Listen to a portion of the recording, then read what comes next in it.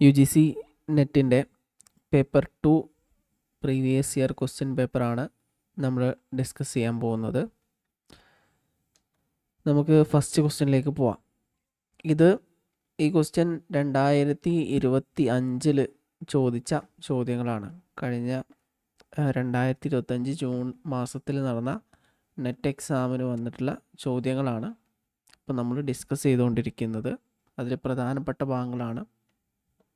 നിങ്ങൾ question paper analyse ചെയ്യുന്ന സമയത്ത് മുമ്പ് പറഞ്ഞിരുന്നു, മുമ്പത്തെ ഒരു 2020 മുമ്പുള്ള ചോദ്യങ്ങളൊക്കെ നിങ്ങൾ അനലൈസ് ചെയ്ത് നോക്കിക്കഴിഞ്ഞാൽ അതൊക്കെ പ്യുവർ സൈക്കോളജി ക്വസ്റ്റ്യൻസ് ആയിരിക്കും നമുക്ക് കാണാൻ കഴിയാം. ഇടയിൽ ചില മറ്റ് സബ്ജക്റ്റുകളിൽ വരുന്ന ക്വസ്റ്റ്യൻസ് ഉണ്ട് എങ്കിലും സൈക്കോളജി കൂടുതൽ ഫോക്കസ് ചെയ്തിട്ടുള്ള ക്വസ്റ്റ്യൻസാണ് കണ്ടിരുന്നത്. ഇപ്പോൾ കുറച്ച് ആയിട്ട് ഒരു ഇൻ്റർ ഡിസിപ്ലിനറി പെർസ്പെക്റ്റീവിലുള്ള ചോദ്യങ്ങൾ കാണാറുണ്ട്. അത് ഗവൺമെൻറ്റിൻ്റെ ഒരു പോളിസിയുടെ ഭാഗമായിട്ടാണ് അങ്ങനെ വരുന്നത്. 2020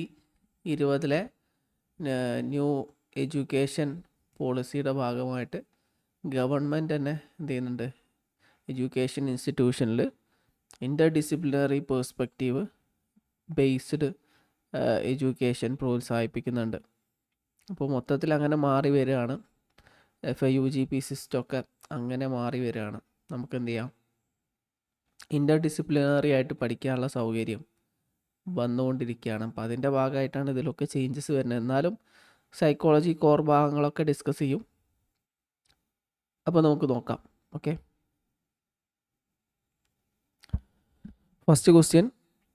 according to William Wundt, the analysis of consciousness is known as. എന്താണ് ഈ അനാലിസിസ് ഓഫ് കോൺഷ്യസ്നെസ്? 4 ഓപ്ഷൻ കൊടുത്തിട്ടുണ്ട്. Analytical psychology, comparative psychology, content psychology, individualist psychology. നമുക്കിത് വിശദമായിട്ടൊന്ന് നോക്കാം. ഓക്കെ, വില്യം വൂണ്ട് എന്ന് പറഞ്ഞാൽ അദ്ദേഹം സൈക്കോളജിയുടെ ഫാദറാണ്. ഫാദർ ഓഫ് സൈക്കോളജി എന്ന പേരിലാണ് അദ്ദേഹം അറിയപ്പെടുന്നത്. ഫാദർ ഓഫ്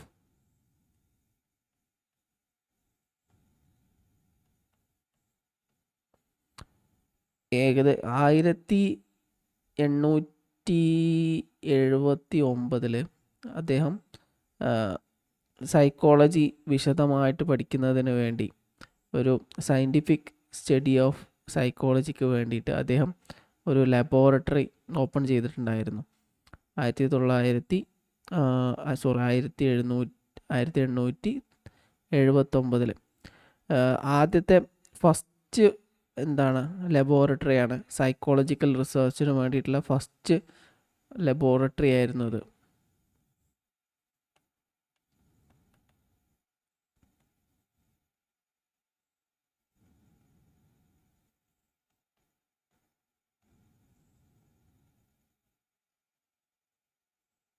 ആയിരത്തി 1879 ഈ ലബോറട്ടറി ഇദ്ദേഹം സ്ഥാപിച്ചത്.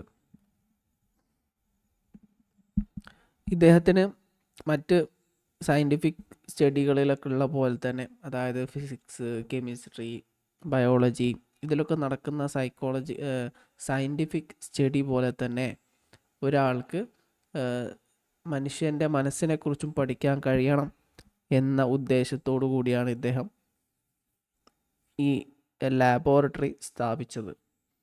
ഈ ലബോറട്ടറിയിൽ നമുക്കറിയാം, ഒരു കെമിസ്റ്റ് ആണെങ്കിൽ, കെമിസ്ട്രിയിൽ ഒരു റിസർച്ചർ ആണെങ്കിൽ അദ്ദേഹം എന്താ ചെയ്യുക, വ്യത്യസ്ത കെമിക്കൽസ് മിക്സ് ചെയ്തിട്ട് അതിൻ്റെ എഫക്റ്റ് എങ്ങനെയാണ്, hydrogen, oxygen, carbon dioxide, ഇങ്ങനെ വ്യത്യസ്ത തരത്തിലുള്ള കെമിക്കൽസ് മിക്സ് ചെയ്തിട്ട് അതിൻ്റെ എഫക്റ്റുകളൊക്കെ പഠിക്കുന്നുണ്ടല്ലോ. അതേപോലെ തന്നെ ഹ്യൂമൻ മൈൻഡിനെ കുറിച്ചും തോട്ട്സിനെ കുറിച്ചും ഫീലിങ്സിനെ കുറിച്ചൊക്കെ സയൻറ്റിഫിക് ആയിട്ട് പഠിക്കാൻ ഇദ്ദേഹം ആഗ്രഹിച്ചു. അതിൻ്റെ ഭാഗമായിട്ടാണ് ഈ സൈക്കോളജിക്കൽ റിസർച്ച് എന്ന് പറഞ്ഞിട്ടുള്ള ലബോറട്ടറി, സൈക്കോളജിക്കൽ റിസർച്ച് ഈ ലബോറട്ടറി അദ്ദേഹം സ്ഥാപിച്ചത്.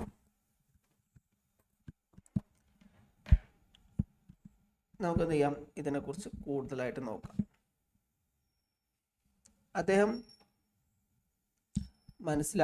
വിശ്വസിച്ചിരുന്നത്, അദ്ദേഹം മനസ്സിലാക്കിയിരുന്നത് എന്താണ്, അദ്ദേഹത്തിൻ്റെ പ്രധാനപ്പെട്ട ലക്ഷ്യം എന്നോട് ഉദ്ദേശിക്കുന്നത് ഹ്യൂമൻ കോൺഷ്യസ്നെസ്സിനെ കുറിച്ച് പഠിക്കുക എന്നുള്ളതാണ്.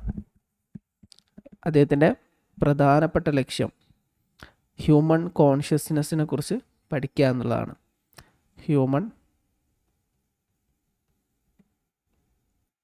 കോൺഷ്യസ്നെസ്.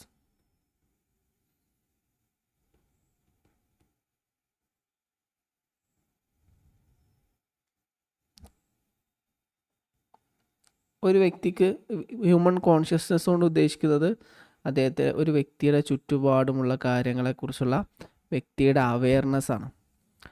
ഹ്യൂമൻ കോൺഷ്യസ് എന്ന് പറഞ്ഞാൽ ഇമ്മീഡിയറ്റ് അവെയർനെസ്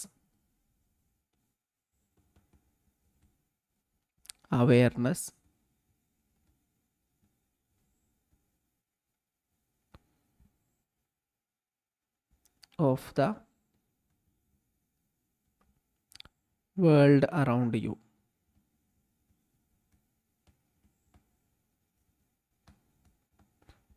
ഒരു വ്യക്തിക്ക് ചുറ്റുമുള്ള ലോകത്തെ എന്നുകൊണ്ട് ഉദ്ദേശിക്കുന്നത് എന്താ വെച്ചാൽ അദ്ദേഹത്തിൻ്റെ ചുറ്റുപാടുകൾ, അദ്ദേഹത്തിൻ്റെ എൻവയോൺമെൻറ്റ്, അദ്ദേഹത്തിൻ്റെ സുഹൃത്ത് ബന്ധങ്ങൾ, അദ്ദേഹത്തിൻ്റെ ജോലി സ്ഥലങ്ങൾ, ഇവിടെ ഉണ്ടാവുന്ന അദ്ദേഹത്തിൻ്റെ തോട്ട്സ്, ഫീലിങ്സ്, ഇമോഷൻസ്, വ്യത്യസ്ത ഗ്രൂപ്പുകൾ, ഇങ്ങനെയുള്ള ഒരുപാട് കാര്യങ്ങളുണ്ടല്ലോ. ഇതിനെക്കുറിച്ചൊക്കെയുള്ള ഇദ്ദേഹത്തിൻ്റെ അവെയർനെസ്, ഇതിനെക്കുറിച്ച് വിശദമായിട്ട് പഠിക്കുക എന്നാണ് ഇത് ഉദ്ദേശിച്ചത്. ഇദ്ദേഹം ഇതിനെന്ത് ചെയ്തു, കണ്ടൻറ് സൈക്കോളജി എന്ന് പറഞ്ഞാൽ, അപ്പോൾ ഇതിൻ്റെ ആൻസർ കണ്ടൻറ് സൈക്കോളജി എന്നാട്ടോ. അദ്ദേഹം ഇതിനെന്ത് ചെയ്തു, കണ്ടൻറ് സൈക്കോളജി ആയിട്ടാണ് എന്ത് ചെയ്തത്, വിശദീകരിച്ചത്. കാരണം മൈൻഡിൻ്റെ ഉള്ളിലുള്ള കണ്ടൻറ്റുകൾ ഫോക്കസ് ചെയ്യാനാണ് ഇദ്ദേഹം ആഗ്രഹിച്ചത്. പ്രധാനമായിട്ടും 2 തരത്തിലുള്ള കണ്ടൻറ്റുകളാണ് എന്ത് ചെയ്ത് ഇദ്ദേഹം ഫോക്കസ് ചെയ്തത്. അതിൽ പ്രധാനപ്പെട്ട ഒന്നാണെന്ത്, sensation.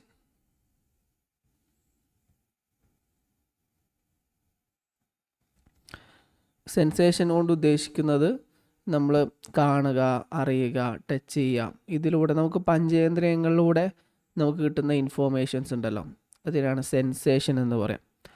Four example, what you see,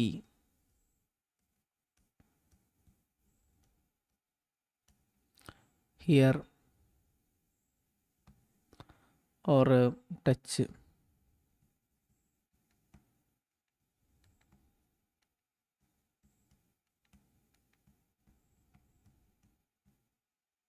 ഇങ്ങനെ പഞ്ചേന്ദ്രിയങ്ങളുമായി ബന്ധപ്പെട്ടിട്ടുള്ള എല്ലാ കാര്യങ്ങളും സെൻസേഷനിൽ വരുന്നുണ്ട്. അതുപോലെ തന്നെ ഫീലിങ്സ്.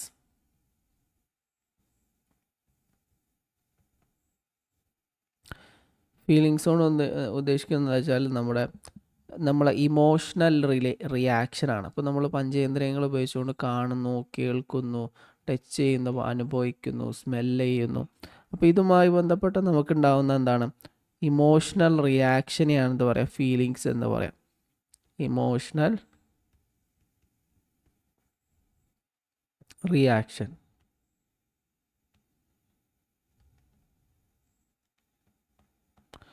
അപ്പോൾ കണ്ടൻറ് സൈക്കോളജി ഇദ്ദേഹം മെയിനായിട്ട് 2 പോയിന്റുകളാണ്, സെൻസേഷനും ഫീലിങ്സും ആണ് പഠിക്കാൻ ശ്രമിച്ചത്.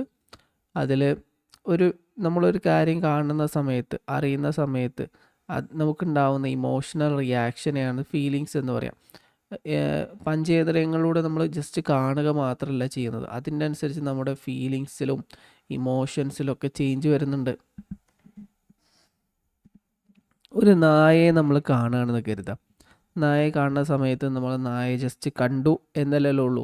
ചിലപ്പോൾ നമുക്ക് നായയോട് സ്നേഹം ഉണ്ടാവും, ചിലപ്പോൾ നായയോട് ഭയം ഉണ്ടായിരിക്കും. അപ്പോൾ ആ ഉള്ളിലുണ്ടാവുന്ന ഫീലിങ്സ് എങ്ങനെ ഡെവലപ്പ് ചെയ്തത്, നമ്മളത് കാണുന്ന സമയത്ത് നമുക്ക് ഉള്ളിലുണ്ടാകുന്ന ഇമോഷണൽ റിയാക്ഷനാണ് ഈ ഫീലിംഗ്. ഇതിനെക്കുറിച്ചാണ് ഇവരെന്ത് ചെയ്തത്, വിശദമായിട്ട് പഠിച്ചത്. ഇതിനു വേണ്ടി അദ്ദേഹം യൂസ് ചെയ്തിട്ടുള്ള ഒരു പ്രധാനപ്പെട്ട മെത്തേഡാണ് ഇൻട്രോസ്പെക്ഷൻ എന്ന് പറഞ്ഞ മെത്തേഡ്. ഇൻട്രോസ്പെക്ഷൻ, ഈ വാക്ക് നിങ്ങൾ കേട്ടിട്ടുണ്ടാവും. ഇൻട്രോസ്പെക്ഷൻ എന്താണ്, നമുക്ക് ഇൻട്രോസ്പെക്ഷൻ എന്ന് നോക്കാം.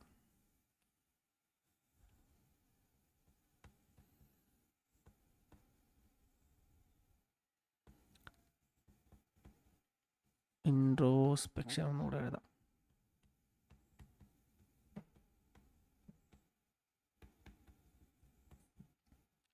ഇൻട്രോസ്പെക്ഷൻ എന്ന് പറഞ്ഞാൽ ഒരു വ്യക്തി സ്വന്തം തോട്ട്സിലേക്കും ഇമോഷൻസിലേക്കും ഫീലിങ്സിലേക്കും ശ്രദ്ധിക്കുക. അതിലൂടെ സ്വന്തം വ്യക്തിയുടെ തോട്ട്സും ഫീലിങ്സും ഇമോഷൻസും അനലൈസ് ചെയ്യാൻ കഴിയും. അതിനാണ് ഇൻട്രോസ്പെക്ഷൻ എന്ന് പറയാം. ഒരു ജസ്റ്റ് ഇൻവാർഡ് ലുക്കിങ്ങിനെയാണ് എന്താ പറയുക ഇൻട്രോസ്പെക്ഷൻ എന്ന് പറയാം. ജസ്റ്റ് എഴുതുകയാണെങ്കിൽ ഒരു മീനിങ് നമുക്ക് എഴുതാൻ പറ്റുകയാണെങ്കിൽ ഇങ്ങനെ എഴുതാം: the act of looking inward to examine your own thought.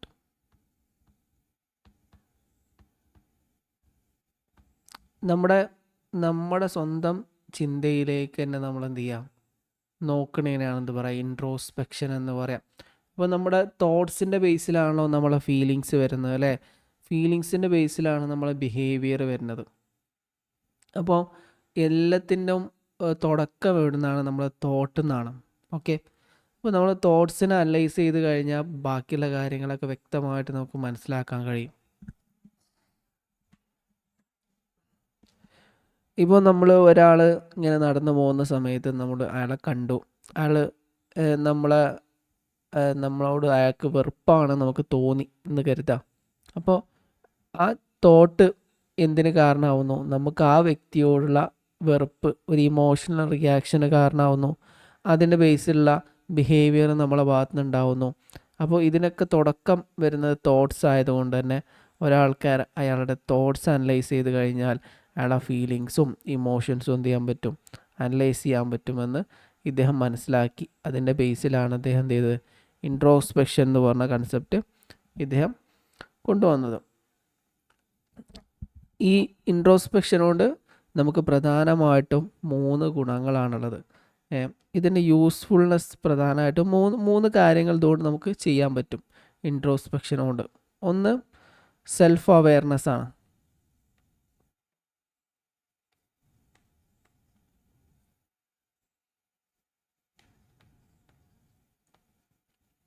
നമുക്ക് നമ്മളെക്കുറിച്ച് വ്യക്തമായിട്ട് നമുക്ക് മനസ്സിലാക്കാൻ കഴിയും. നമ്മളെ ട്രിഗേഴ്സ്, നമ്മളെ സ്ട്രെങ്ത്ത്, നമ്മുടെ വീക്ക്നെസ് അല്ലേ, ഇതൊക്കെ നമുക്ക് എന്തിൽ മനസ്സിലാക്കാൻ കഴിയും? ഇൻട്രോസ്പെക്ഷനിലൂടെ നമ്മളെ പ്രധാനമായിട്ടും മനസ്സിലാക്കാൻ കഴിയും. Strength and weakness.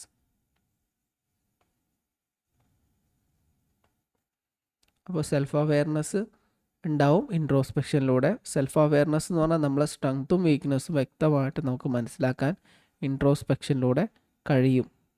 മറ്റൊരു പ്രധാനപ്പെട്ട ഘടകമാണ് ഇൻട്രോസ്പെക്ഷൻ്റെ മറ്റൊരു ബെനിഫിറ്റാണത് ബെറ്റർ ചോയ്സ്.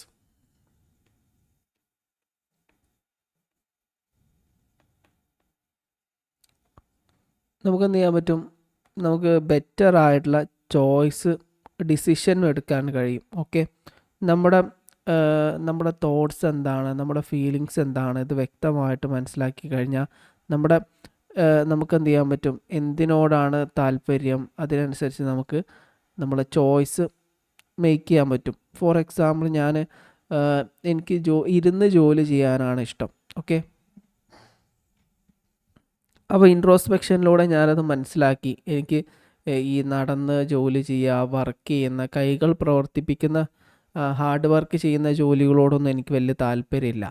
എനിക്ക് ഇരുന്നിട്ട് ജോലി ചെയ്യാൻ പറ്റിയൊരു ജോലിയാണ് എനിക്കിഷ്ടമെന്ന് ഞാൻ ഇൻട്രോസ്പെക്ഷനിലൂടെ മനസ്സിലാക്കി. അതിൻ്റെ തോട്ട്സ് അനലൈസ് ചെയ്ത് കഴിഞ്ഞാൽ മനസ്സിലാവുമല്ലോ. അങ്ങനെ മനസ്സിലാക്കി കഴിഞ്ഞാൽ അതനുസരിച്ചുള്ള ജോലി എനിക്ക് എന്ത് ചെയ്യാൻ പറ്റും? ഓപ്റ്റ് ചെയ്യാൻ പറ്റും. അപ്പോൾ അത് ഇൻട്രോസ്പെക്ഷൻ്റെ ഒരു പ്രധാനപ്പെട്ട ബെനിഫിറ്റാണിത് ബെറ്റർ ചോയ്സ്. നമുക്ക് ചോയ്സ് ബെറ്റർ ചോയ്സ് ഉണ്ടായിരിക്കും. മൂന്നാമത്തെ ഒരു ബെനിഫിറ്റാണ് ഇമോഷണൽ കൺട്രോൾ.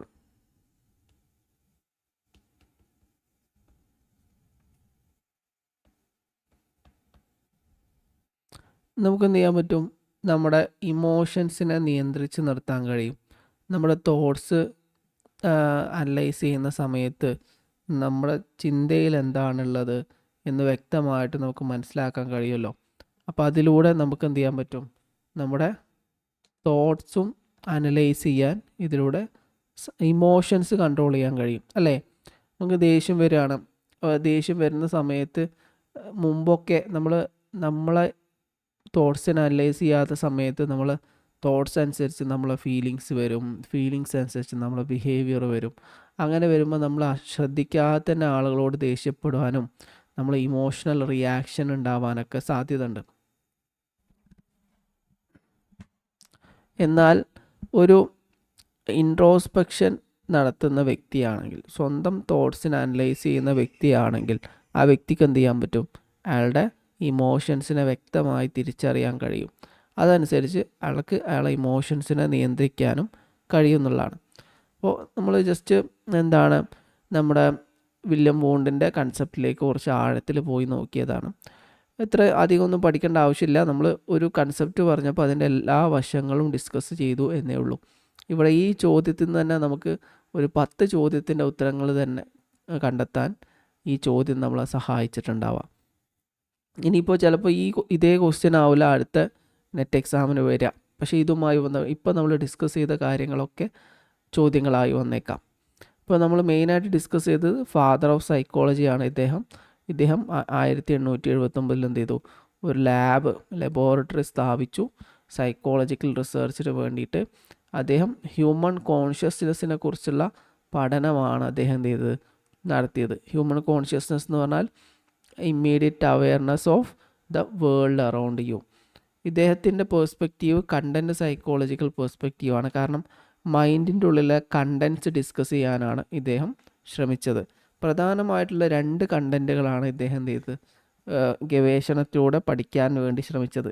നമുക്കറിയാം ഏത് സൈക്കോളജിസ്റ്റ് ആണെങ്കിലും അദ്ദേഹത്തിൻ്റേതായ പോസിറ്റീവും നെഗറ്റീവും ഒക്കെ ഉണ്ടാവും. അപ്പോൾ ഇദ്ദേഹത്തിന് ഒന്നുണ്ട്, ക്രിട്ടിസം വിമർശനങ്ങളൊക്കെ ഉണ്ടായിട്ടുണ്ട്.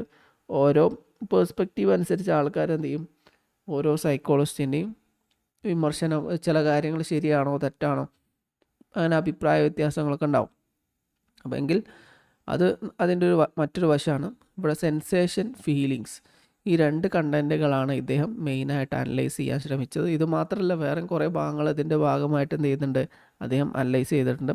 മെയിനായിട്ട് ഫോക്കസ് ചെയ്തത് സെൻസേഷനെയും ഫീലിങ്സിനെയാണ്. സെൻസേഷൻ കൊണ്ട് ഉദ്ദേശിക്കുന്നത് പഞ്ചേന്ദ്രിയങ്ങളുകൊണ്ട് നമ്മൾ അറിയുന്നതിനെയാണ് എന്ത് പറയാം, സെൻസേഷൻ എന്ന് പറയാം. ഫീലിങ്സ് എന്ന് പറഞ്ഞാൽ നമ്മളെന്താണ്, ഇമോഷണൽ റിയാക്ഷൻ. നമ്മളൊരു കാര്യം കാണുന്ന സമയത്ത് നമ്മൾ അതിനെ ഫീൽ ചെയ്യും, അതനുസരിച്ച് നമ്മൾ ഇമോഷണലാവും അല്ലേ. നമുക്ക് മുമ്പ് മരണപ്പെട്ടു പോയ ഒരാളെ ഫോട്ടോ കാണുകയൊക്കെ ചെയ്യുകയാണെങ്കിൽ നമുക്ക് എന്തുണ്ടാവും, സങ്കടം വരും. അല്ലെങ്കിൽ നമുക്ക് മുൻപ് കിട്ടിയ 10ാം ക്ലാസ്സിൽ കിട്ടിയ മെഡലുകൾ കണ്ടാൽ അല്ലെങ്കിൽ സമ്മാനങ്ങൾ കണ്ടാലും നമുക്ക് സന്തോഷമാവും. അപ്പോൾ ഇതൊക്കെ ഫീലിങ്സ്, ഇതൊക്കെ ഇമോഷണൽ റിയാക്ഷനാണ്. ഇതിനെക്കുറിച്ചൊക്കെ എന്തെങ്കിലും പഠിക്കുന്നുണ്ട്, ഇദ്ദേഹം പഠിച്ചിട്ടുണ്ട്. ഇദ്ദേഹം ഫോക്കസ് ചെയ്തിട്ടുള്ള പ്രധാനപ്പെട്ട ഒരു മെത്തേഡ് ഇൻട്രോസ്പെക്ഷൻ മെത്തേഡാണ്. ഇതിനു വേണ്ടി പഠിക്കാൻ വേണ്ടി ഇദ്ദേഹം യൂസ് ചെയ്തു. ഇൻട്രോസ്പെക്ഷൻ എന്ന് പറഞ്ഞാൽ the act of looking inward to examine your own behaviour. നമ്മളെ ഉള്ളിലേക്ക് തന്നെ നമ്മൾ തോട്ട്സ് ഒബ്സർവ് ചെയ്യാൻ വേണ്ടിയിട്ടുള്ള ഒരു മെത്തേഡാണെന്ത് ഇൻട്രോസ്പെക്ഷൻ എന്ന് പറഞ്ഞാൽ. ഇതിലൂടെ നമ്മൾ ചെയ്യുന്നത് നമ്മുടെ സ്വന്തം തോട്ട്സിനെ നമ്മൾ അനലൈസ് ചെയ്യുകയാണ് ചെയ്യുന്നത്. അത് വേറെ ആർക്കും അനലൈസ് ചെയ്യാൻ പറ്റില്ല. നമ്മളെ ചിന്തയെ നമുക്ക് തന്നെ എന്ത് ചെയ്യാൻ പറ്റുള്ളൂ, അനലൈസ് ചെയ്യാൻ പറ്റുള്ളൂ.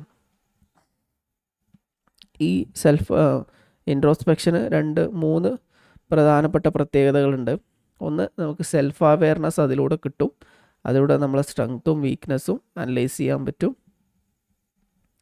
ബെറ്റർ ചോയ്സ് ഉണ്ടാവും. നമുക്ക് നമ്മുടെ ഫീലിങ്സിനെ മനസ്സിലാക്കി കഴിഞ്ഞാൽ നമുക്ക് ബെറ്റർ ചോയ്സ് ഉണ്ടായിരിക്കും. പിന്നെ ഇമോഷണലി നമുക്ക് എന്ത് ചെയ്യാൻ പറ്റും, കൺട്രോൾ ചെയ്യാൻ പറ്റും. ഇതാണ്. അപ്പോൾ കണ്ടൻറ്റ് സൈക്കോളജിയാണ് ഇതിൻ്റെ ആൻസർ വരുന്നത്. ഇനി 3 വേറെ ഓപ്ഷൻസ് കൂടി കൊടുക്കുന്നുണ്ട്. ഒന്ന് അനലറ്റിക്കൽ സൈക്കോളജി. അനലറ്റിക്കൽ സൈക്കോളജി എന്ന് പറഞ്ഞ ടേം കാൾ ജങ്ങിൻ്റെ ഒരു പേഴ്സ്പെക്റ്റീവാണ്. കാൾ ജങ് നമുക്ക് പുറത്ത് എഴുതാം.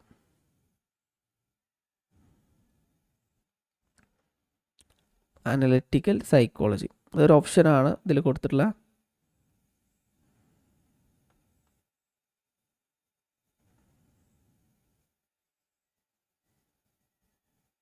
ഈ ടേം പ്രധാനമായിട്ട് യൂസ് ചെയ്ത വ്യക്തിയാണ് കാൾ ജങ്. ഇദ്ദേഹം കളക്റ്റീവ് കോൺഷ്യസ്നെസ് എന്ന് പറഞ്ഞ ടേമിനെയാണ് കൂടുതൽ ഫോക്കസ് ചെയ്തത്. കളക്റ്റീവ് കോൺഷ്യസ്നെസ് ഇദ്ദേഹത്തിൻ്റെ പ്രധാനപ്പെട്ട ടേമുകളാണ്. Collective consciousness,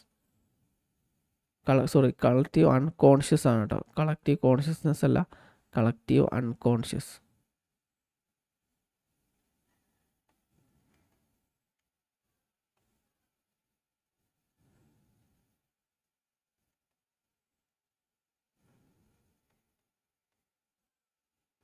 and Archie-type.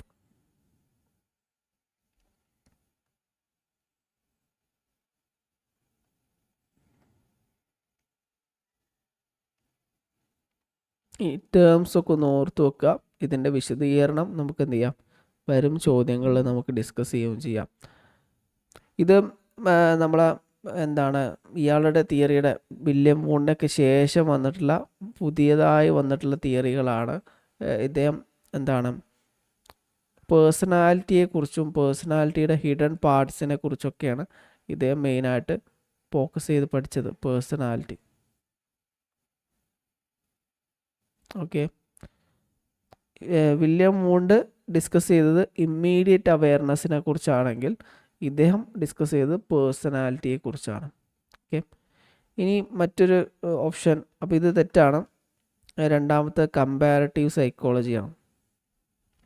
Comparative psychology എന്നുകൊണ്ട് ഉദ്ദേശിക്കുന്നത് വെച്ചാൽ നമ്മളെ വ്യക്തിയുടെ ഒരു മനുഷ്യൻ്റെ ബിഹേവിയറും മറ്റ് ആനിമൽ ബിഹേവിയറും കമ്പയർ ചെയ്യുന്ന ഒരു പേഴ്സ്പെക്റ്റീവിനെയാണ് എന്ത് പറയുക, കമ്പാരറ്റീവ് സൈക്കോളജി എന്ന് പറയാം.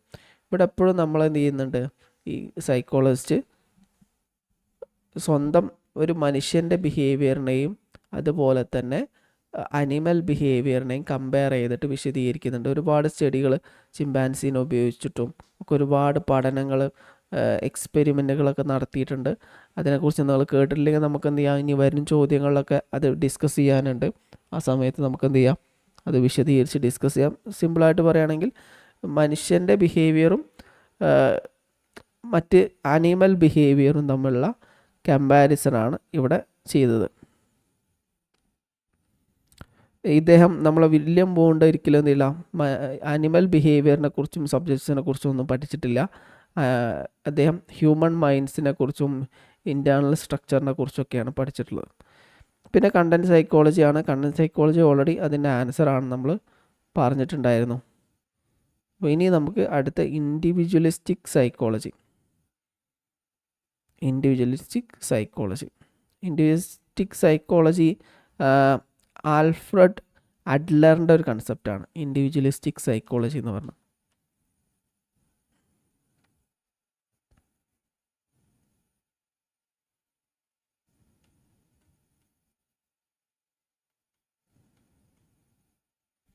ഈ ടേംസ് ഓർത്ത് വെച്ചാൽ മതി, ചിലപ്പോൾ നമുക്ക് എന്ത് ചെയ്യും, എവിടെയെങ്കിലും ഉപകാരപ്പെടും. എല്ലാ കാര്യങ്ങളും പഠിക്കേണ്ട ആവശ്യമില്ല. ചില ടേംസ് പഠിച്ചാൽ തന്നെ നമുക്ക് ആൻസറിലേക്ക് ചിലപ്പോൾ എത്താൻ ഹെൽപ്പ് ചെയ്യും. Alfred Adler.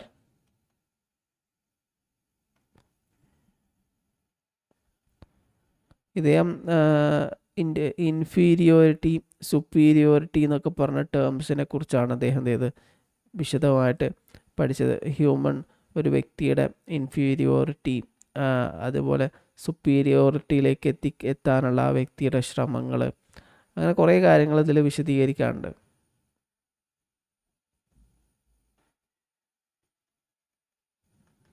ഇൻഫീരിയോറിറ്റി അതുപോലെ സുപ്പീരിയോറിറ്റി.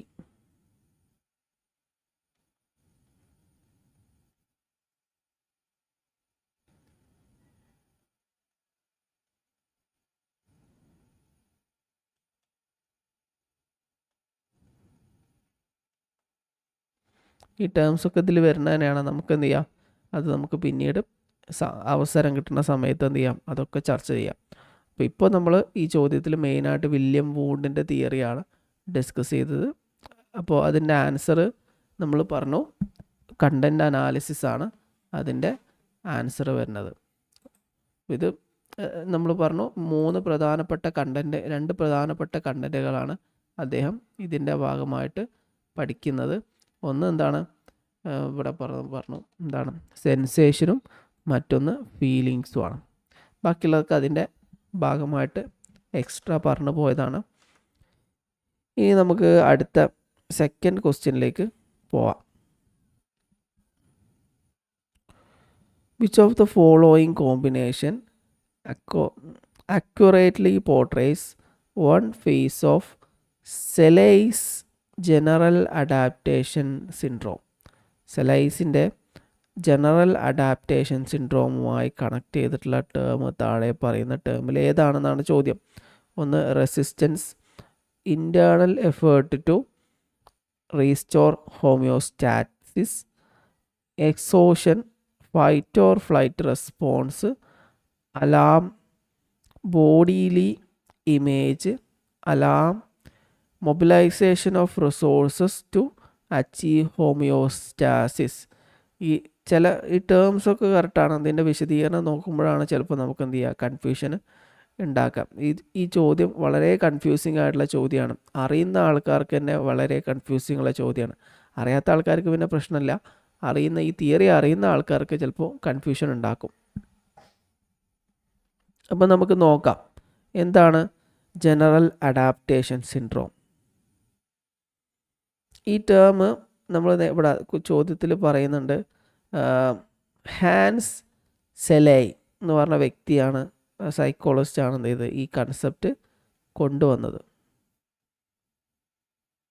ഹാൻസ് സെലൈ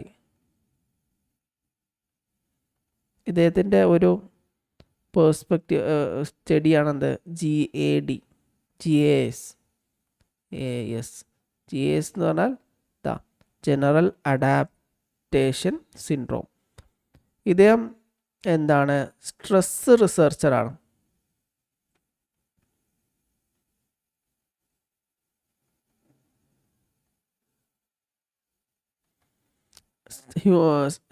ഒരു വ്യക്തിക്ക് സ്ട്രെസ് എങ്ങനെ ഡെവലപ്പ് ചെയ്യുന്നു അതുമായി ബന്ധപ്പെട്ട കാര്യങ്ങളാണ് ഇദ്ദേഹം വിശദീകരിക്കുന്നത്. ഒരു വ്യക്തിയുടെ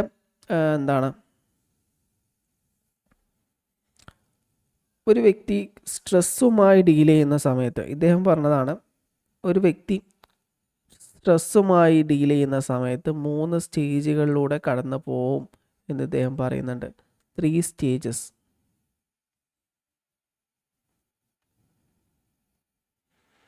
ഒരു വ്യക്തിക്ക് സ്ട്രെസ് ഉണ്ടാകുന്ന സമയത്ത് അദ്ദേഹം 3 സ്റ്റേജുകളിലൂടെ കടന്നു പോകും. ഇതിനാണ് എന്ത് പറയാം, ജനറൽ അഡാപ്റ്റേഷൻ സിൻഡ്രോം എന്ന് പറയാം. 3 സ്റ്റേജുകളിലൂടെ കടന്നു പോകുന്ന ഈ 3 സ്റ്റേജാണ് പറയുന്നത്. അതിൽ ഈ ഫേസുകൾ അല്ലെങ്കിൽ സ്റ്റേജുകൾ നമുക്കൊന്ന് അനലൈസ് ചെയ്യാം. Stage 1. Stage 1 alarm reaction.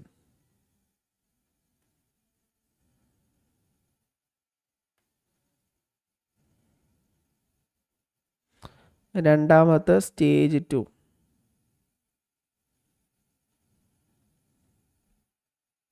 Resistance.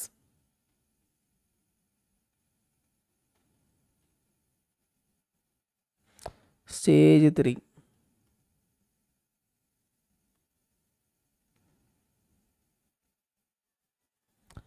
Exhaustion.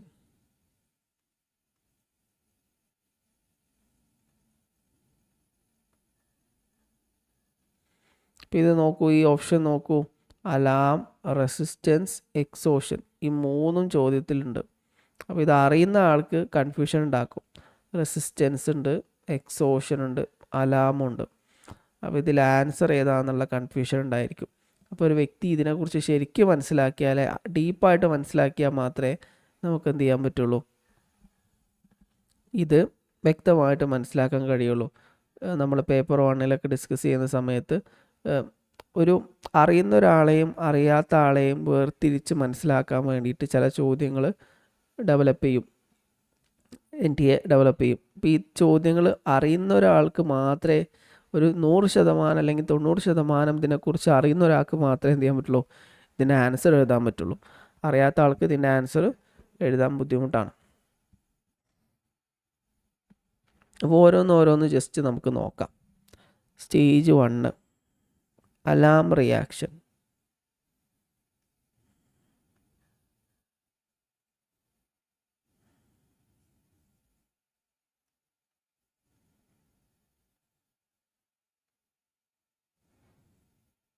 ഇപ്പം നമ്മളെന്താ പറയണത്, ഇപ്പം നമ്മൾ ഹാൻസ് സ്ലൈൻ്റെ ജനറൽ അഡാപ്റ്റേഷൻ സിൻഡ്രോം എന്ന് പറഞ്ഞ കൺസെപ്റ്റാണ് വിശദീകരിക്കുന്നത്. ജനറൽ അഡാപ്റ്റേഷൻ സിൻഡ്രോം എന്ന് പറഞ്ഞാൽ ഇദ്ദേഹം ഒരു സ്ട്രെസ് റിസർച്ചറാണ്, സ്ട്രെസ്സുമായി ബന്ധപ്പെട്ട കാര്യങ്ങൾ റിസർച്ച് ചെയ്യുന്ന ഒരു ഗവേഷകനാണ്, സൈക്കോളജിസ്റ്റാണ് ഇദ്ദേഹം. പറയുന്നത് ഒരു വ്യക്തി സ്ട്രെസ്സിനെ ഫേസ് ചെയ്യുന്ന സമയത്ത് 3 ഘട്ടങ്ങളിലൂടെ കടന്നു പോകും. അതിനാണ് ജനറൽ അഡാപ്റ്റേഷൻ സിൻഡ്രോം എന്ന് പറയുന്നത്, GAS എന്ന് പറയുന്നത്. ഈ സ്റ്റേജുകൾ ഫസ്റ്റ് സ്റ്റേജാണ് അലാം റിയാക്ഷൻ. അലാം റിയാക്ഷൻ എന്ന് പറഞ്ഞാൽ ഫസ്റ്റ് ഫേസാണ്. ഇതിൻ്റെ പ്രത്യേകത നമ്മൾ എന്ത് ചെയ്യും, ഇതൊരു എമർജൻസി ഫേസാണ്.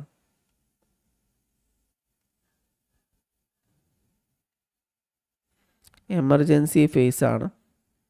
ഫസ്റ്റ് നമ്മൾ ഒരു ഒരു സ്ട്രെസ്സിനെ നമ്മൾ ഫേസ് ചെയ്യുന്ന സമയത്ത് നമ്മുടെ ബോഡിയിലുണ്ടാവുന്ന ഇമ്മീഡിയറ്റ് റിയാക്ഷനാണത്. Initial reaction is to prepare for immediate action. നമ്മൾ പെട്ടെന്ന് എന്ത് ചെയ്യണം, ഒരു നായയെ കണ്ടു എന്ന് കരുതാം, അല്ലെങ്കിൽ പെട്ടെന്ന് നമ്മളിങ്ങനെ വെറുതെ ഇരിക്കുന്ന സമയത്ത് ഒരു പ്രോഗ്രാം നടക്കുന്നുണ്ട്, അപ്പോൾ സാറൊന്ന് പ്രസംഗിക്കണം അല്ലെങ്കിൽ 2 വാക്ക് സംസാരിക്കണം എന്ന് പറയാം. അപ്പോൾ നമ്മൾ പ്രിപ്പയർ ഒന്നും ചെയ്തിട്ടില്ല, അപ്പോൾ പെട്ടെന്നുണ്ടാകുന്നൊരു സ്ട്രെസ്സാണ്. അപ്പോൾ ഇങ്ങനെ എന്തെങ്കിലും ഒരു സഡൻ സാഹചര്യം ഉണ്ടാകുന്ന സമയത്ത് ഉണ്ടാകുന്ന ഒരു initial reaction is to prepare for immediate action. Emergency സിറ്റുവേഷനിൽ ഉണ്ടാകുന്നതാണ്. ഇവിടെ ഉണ്ടാവുന്ന ഒരു ചേഞ്ചസ് എന്ന് പറയുന്നത് മെയിനായിട്ട് നമ്മൾ എന്ത് ചെയ്യും, സിമ്പത്തറ്റിക് നെർവ് സിസ്റ്റം ആക്ടിവേറ്റ് ആവും.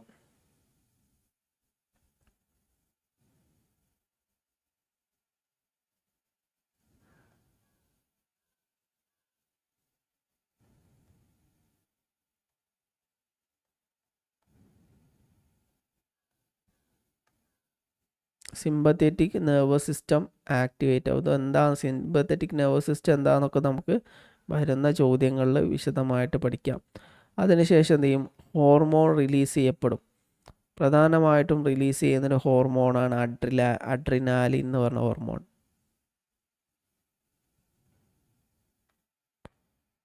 അഡ്രിനാലിൻ ഹോർമോൺ എന്ത് ചെയ്യും, റിലീസ് ചെയ്യും.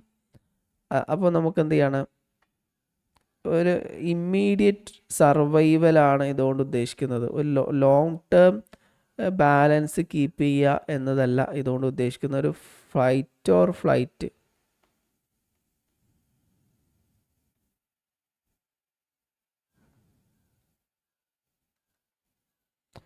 അല്ലെങ്കിൽ നമുക്കെന്താ ഒരു ഇമ്മീഡിയറ്റ് സർവൈവൽ.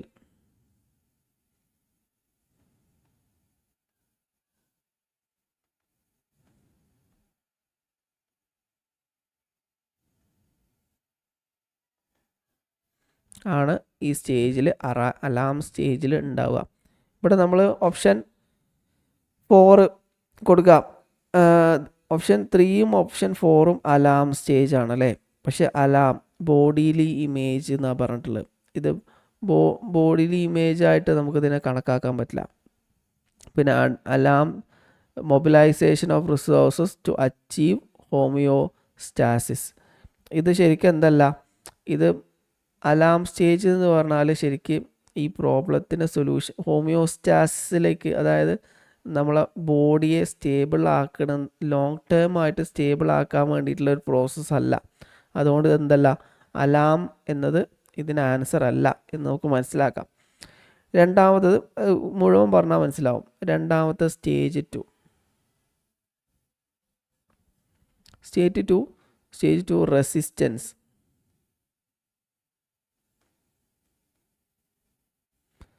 ഇതാണ് നമ്മുടെ കറക്റ്റ് ആൻസർ വരുന്നത്. Resistant internal effort to restore homeostasis. നമുക്കിതിനെക്കുറിച്ച് നോക്കാം. സ്ട്രെസ്സ് വീണ്ടും തുടർന്നു കഴിഞ്ഞാൽ എത്തുന്ന രണ്ടാമത്തെ ഘട്ടമാണ് എന്ത്? റെസിസ്റ്റൻസ് സ്റ്റേജ് എന്ന് പറഞ്ഞാൽ. ഇവിടെ നമ്മൾ എന്ത് ചെയ്യാണ്? ബോഡി ഹൈ അലേർട്ട് തന്നെ ആയിരിക്കും, പക്ഷേ എന്ത് ചെയ്യും? Tries to adopt the ongoing strain. ഈ സ്ട്രെയിനിനെ അഡോപ്റ്റ് ചെയ്യാൻ വേണ്ടിയിട്ട് ബോഡി ശ്രമിക്കും. അതായത് ഒരു ബാലൻസിലേക്ക് പോകാൻ വേണ്ടിയിട്ട് ബോഡി ശ്രമിക്കുകയാണ് ഇവിടെ ചെയ്യുന്നത്. എന്താണ് ഇവിടെ എഴുതാം? ഈ സമയത്താണ് ഒരു internal effort to restore homeostasis.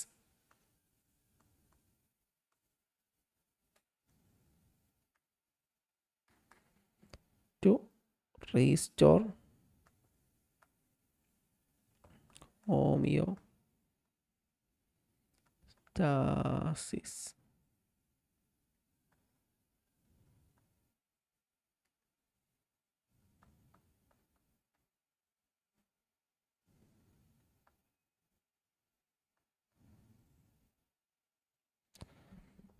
Homeostasis എന്ന് പറഞ്ഞാൽ നമുക്ക് ഒരു ഇൻറ്റേർണൽ ബാലൻസിനെയാണ് ഹോമിയോസ്റ്റാസിസ്.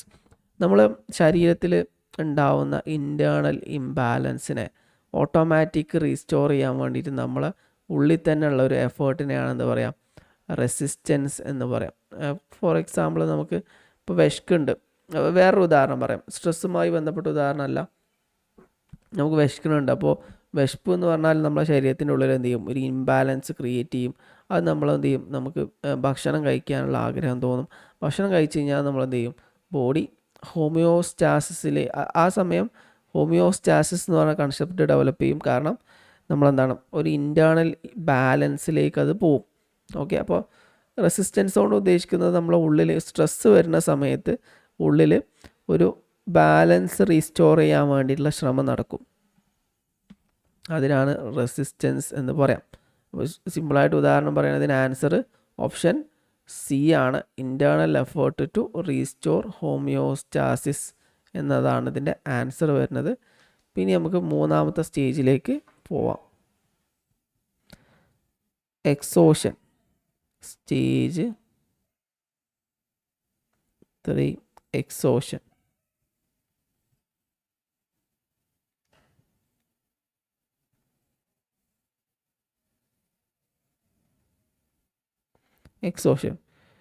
ഈ നമ്മളെ ബോഡി എന്ത് ചെയ്യാം? ഈ സ്ട്രെസ്സ് വളരെയധികം ദീർഘകാലം നിലനിൽക്കുന്ന സമയത്ത് ബോഡി ഓവറായിട്ട് ക്ഷീണിച്ച് പോകും.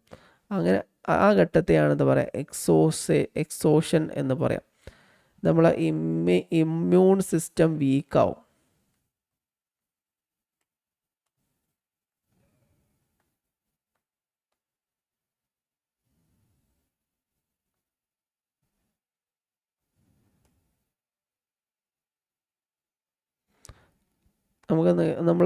ഈ രോഗങ്ങളും ബേൺ ഔട്ടൊക്കെ ഉണ്ടാവും. നമ്മൾ എന്ത് ചെയ്യും? Vulnerable to illness.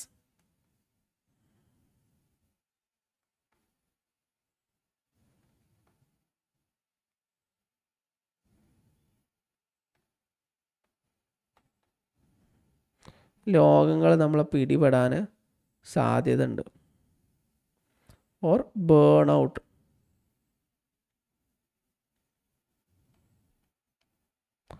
നമ്മളെന്ത് ചെയ്യും? നമ്മൾ ക്ഷീണിക്കാനും നമ്മളെ ഇമോഷണലി അൺസ്റ്റേബിൾ ആവാനും ഇൽനെസ്സിന് വൾണറബിൾ ആവാനൊക്കെ നമ്മൾ ഈ സാധ്യത ഉണ്ട്. അപ്പോൾ ചുരുക്കി പറഞ്ഞു കഴിഞ്ഞാൽ ഇദ്ദേഹത്തിൻ്റെ പേഴ്സ്പെക്റ്റീവിൽ ഇപ്പോൾ നമ്മൾ ഡിസ്കസ് ചെയ്യുന്നത് ഹാൻസ് സെലയുടെ ജനറൽ അഡാപ്റ്റേഷൻ സിൻഡ്രോമാണ്. അതിൽ അദ്ദേഹം പറഞ്ഞത് 3 സ്റ്റേജ്, ഒരു വ്യക്തിക്ക് സ്ട്രെസ് ഉണ്ടാകുന്ന സമയത്ത് 3 ഘട്ടങ്ങളിലൂടെ കടന്നു പോകും. Alarm stage, resistance stage, exhaustion. Alarm stage എന്ന് പറഞ്ഞാൽ ശരിക്കും നമ്മൾ ഒരു എമർജൻസി റിയാക്ഷനാണ്. ഒരു സ്ട്രെസ് ഉണ്ടാകുന്ന സമയത്ത് ഉണ്ടാകുന്ന പെട്ടെന്ന് ചെയ്യപ്പെടുന്ന ഒരു എമർജൻസി റിയാക്ഷനാണ്. അത് താൽക്കാലികമായിട്ടുള്ള സ്റ്റെബിലിറ്റിക്ക് മാത്രമേ അത് പോവുള്ളൂ. അത് സിമ്പത്തറ്റിക് നെർവസ് സിസ്റ്റത്തെ എന്ത് ചെയ്യും? അത് അത് പ്രവർത്തിപ്പിക്കുകയും അഡ്രിനാലിൻ റിലീസ് ചെയ്യുകയൊക്കെ ചെയ്യും. അത് ഇമ്മീഡിയറ്റ് സർവൈവലിന് വേണ്ടി മാത്രമുള്ളതാണ് ഈ അലാം സ്റ്റേജ് എന്ന് പറഞ്ഞാൽ, അലാം റിയാക്ഷൻ എന്ന് പറഞ്ഞാൽ. രണ്ടാമത്തെ ഘട്ടമാണ് റെസിസ്റ്റൻസ് സ്റ്റേജ്. റെസിസ്റ്റൻസ് സ്റ്റേജ് എന്ന് പറഞ്ഞാൽ നമ്മളെ ഇൻറ്റേർണൽ സ്റ്റാറ്റസിനെ, നമ്മളെ ഇൻറ്റേർണൽ എഫേർട്ട്, നമ്മളെ ഉള്ളിലുള്ള നമ്മളെ ഇൻറ്റേർണൽ പാർട്സിനെ എന്ത് ചെയ്യണം, സ്റ്റേബിൾ ആക്കാൻ വേണ്ടിയിട്ടുള്ള ശ്രമം നടക്കും. അതാണ് option 1, resistance to internal effort to restore homeostasis. അപ്പോൾ രണ്ടാമത്തെ ഓപ്ഷനാണ് നമ്മുടെ correct option. Option B, sorry, option A, resistance to internal effort to restore homeostasis. മൂന്നാമത്തെ ഓപ്ഷന് വരുന്നത് എന്താണ്, എക്സോഷനാണ്. ഈ സ്ട്രെസ്സ് ദീർഘകാലം നിലനിൽക്കുക കഴിഞ്ഞാൽ നമ്മൾ ബോഡി എന്ത് ചെയ്യും, നന്നായിട്ട് എക്സോസ്റ്റഡ് ആവും. അതായത് നമുക്ക് നമ്മളെ ഇമ്മ്യൂൺ സിസ്റ്റം വീക്കാവും. നമ്മൾ ഇൽനെസ്, രോഗങ്ങൾ വരാനും ബേൺ ഔട്ട് വരാനൊക്കെ ഇത് സാധ്യതയുണ്ട്. ഇതിൻ്റെ ഫലമായിട്ടുണ്ടാകുന്നത് ഒരു ഫിസിക്കൽ കൊളാപ്സാണ്. ഫിസിക്കൽ ഓർ മെൻ്റൽ കൊളാപ്സ് ഇതിലൂടെ സംഭവിക്കും. അതായത് നമ്മൾ മാനസികമായിട്ടും ശാരീരികമായിട്ടും തകരാനുള്ള സാധ്യത ഇതുകൊണ്ടുണ്ട്. Physical or mental collapse. Okay, ഇതാണ് ഇതിൻ്റെ വിശദീകരണമായിട്ട് പറഞ്ഞത്. വിശദീകരണം കുറച്ച് കൂടി പോകുന്നുണ്ട്, എന്നാലും നമുക്കിത് ഏത്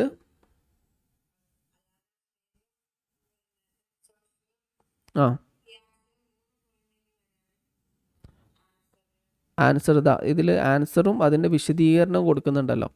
റെസിസ്റ്റൻസ് എന്ന് പറഞ്ഞ് പോവല്ല ഇവിടെ ചെയ്തിട്ടുള്ളത്. Resistance internal effort to restore homeostasis.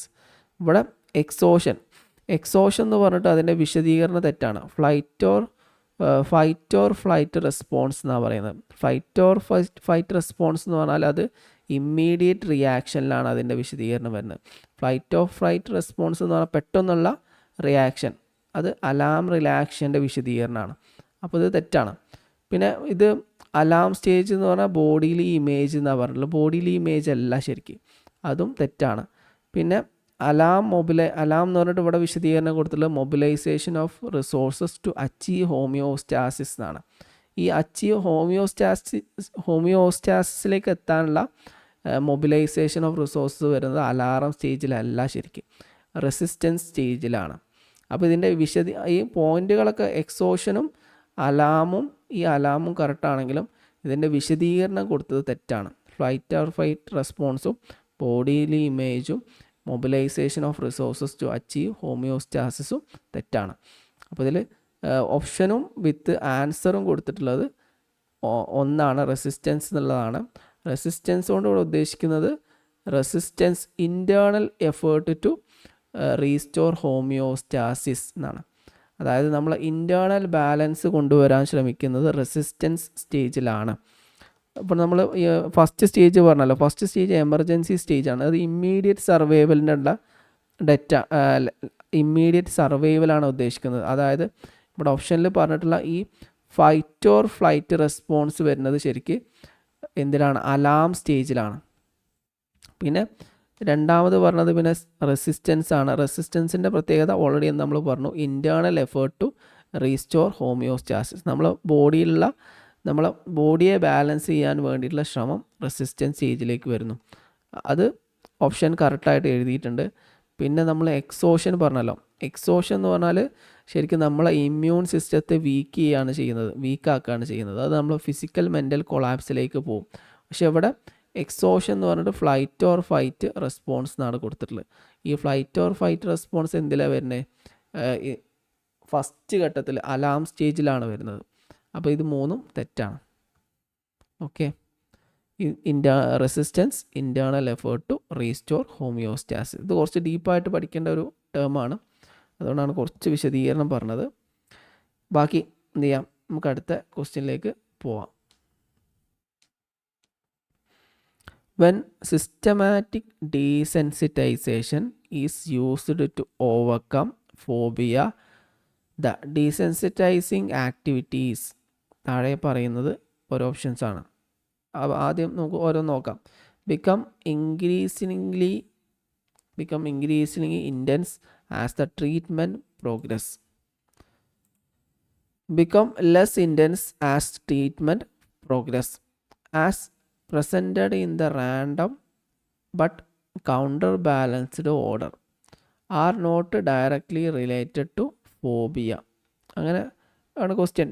the systemic desensitization is used to overcome phobia. The desensitization activities become increasingly more intense as treatment progress. നമുക്കിതെന്താ ഡീസെൻസിറ്റൈസേഷൻ എന്ന് പറഞ്ഞാൽ എന്താ നോക്കാം. അത് കഴിഞ്ഞാൽ നമുക്ക് വ്യക്തമായിട്ട് ഇത് മനസ്സിലാവും, ഈ ചോദ്യം എന്താണെന്ന് മനസ്സിലാവും. അപ്പോൾ ഇവിടെ നമ്മൾ വിശദീകരിക്കുന്നത് സിസ്റ്റമാറ്റിക്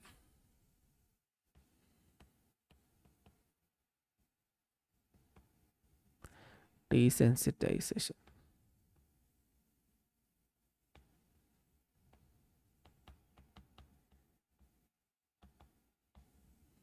സിസ്റ്റമാറ്റിക് ഡീസെൻസിറ്റൈസേഷൻ എന്ന് പറഞ്ഞ ടേമാണ്. ഇതൊരു തരത്തിലുള്ള ബിഹേവിയറൽ തെറാപ്പിയാണ്.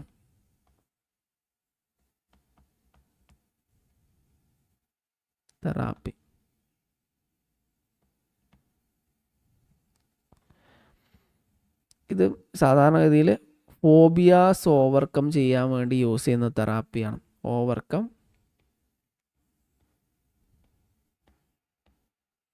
ഫോബിയാസ് അല്ലെങ്കിൽ ഇൻറ്റൻസ് ഫിയർ.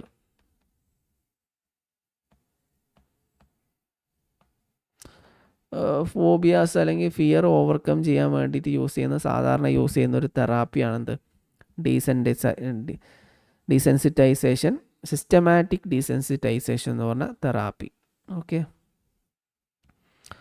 അതിൽ എന്താണ് ഇത് കൊണ്ടുവന്ന ഈ തെറാപ്പി കൊണ്ടുവന്ന് വന്നത് ആൾ ജോസഫ്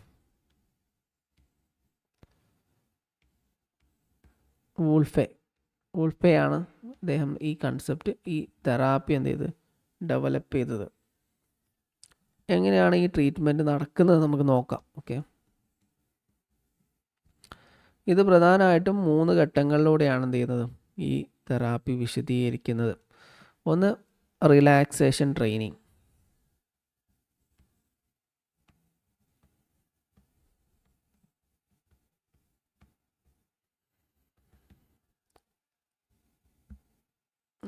ആദ്യം എന്ത് ചെയ്യും, ഒരു സൈക്കോളജിസ്റ്റിൻ്റെ അടുത്തേക്ക് ഇദ്ദേഹം എന്ത് ചെയ്യണം, ഇദ്ദേഹം ഒരു ടേം പറയുന്നുണ്ട്, ആങ്സൈറ്റി ഹൈറാർക്കി എന്ന് പറഞ്ഞ ടേമൊക്കെ വിശദീകരിക്കുന്നുണ്ട്. നമുക്ക് എന്ത് ചെയ്യാം, ഘട്ടം ഘട്ടമായിട്ട് പറയാം. Anxiety hierarchy.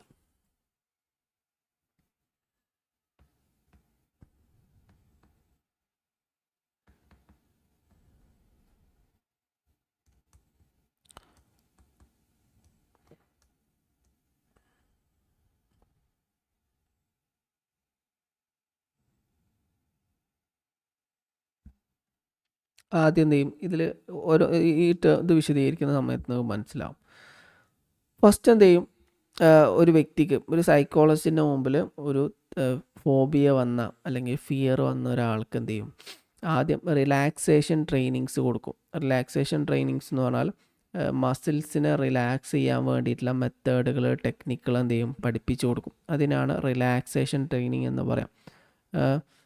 എന്താണ് മസിൽ റിലാക്സേഷൻ ടെക്നിക്സ്.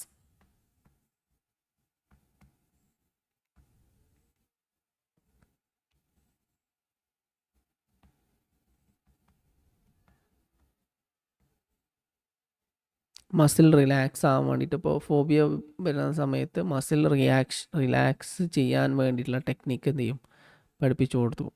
രണ്ടാമത്തെ, ക്രിയേറ്റിംഗ് ദ ഹൈറാർക്കി.